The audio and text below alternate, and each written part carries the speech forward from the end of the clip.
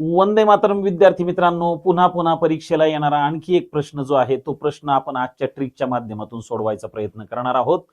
777 777 7777 या क्रमाने 8 संख्या घेऊन जर बेरीज केली तर शतक स्थानावर कोणता अंक येईल असा क्वेश्चन आपल्याला विचारलेला आहे.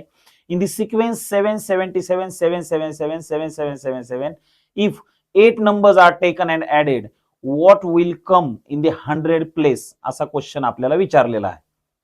ज्या वेळेस तुम्ही अशा क्रमाने 1 1 7 7 7 7 त्या ठिकाणी वाढवत जाणार आहात आणि यांची जर तुम्ही बेरीज करायचा प्रयत्न केला तर या ठिकाणी 777 777 7777 अशा क्रमाने तुम्हाला एकाखाली एक 8 संख्या मांडाव्या लागतील. किती संख्या मांडाव्या लागतील? 8 संख्या मांडाव्या लागतील. आणि जर अशा तुम्ही 8 संख्या त्या ठिकाणी मांडायचा प्रयत्न केला तर एकक स्थानी हा 7777 जो आहे हा 8 वेळा येणार आहे. दशक स्थानी हा 7777 जो आहे तो 7 वेळा येणार आहे. शतक स्थानी हा 777 जो आहे तो 6 वेळा येणार आहे.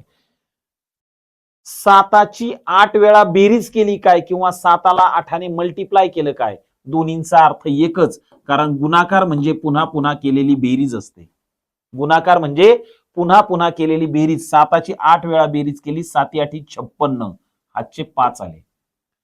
त्यानंतर 7ची 7 वेळा बेरीज केली, 7 7 49, हातचे आलेले 5, 49 आणि 5 54 4, हातचे आले 5. त्यानंतर शतक स्थानी 7 7 7 यांची 6 वेळा बेरीज केली, 7 सख 42, 42 आणि 5 47. म्हणजे ज्या वेळेस तुम्ही याची टोटल करणार त्यावेळेस शतक स्थानी कोणता अंक येईल? शतक स्थानी 7 येईल.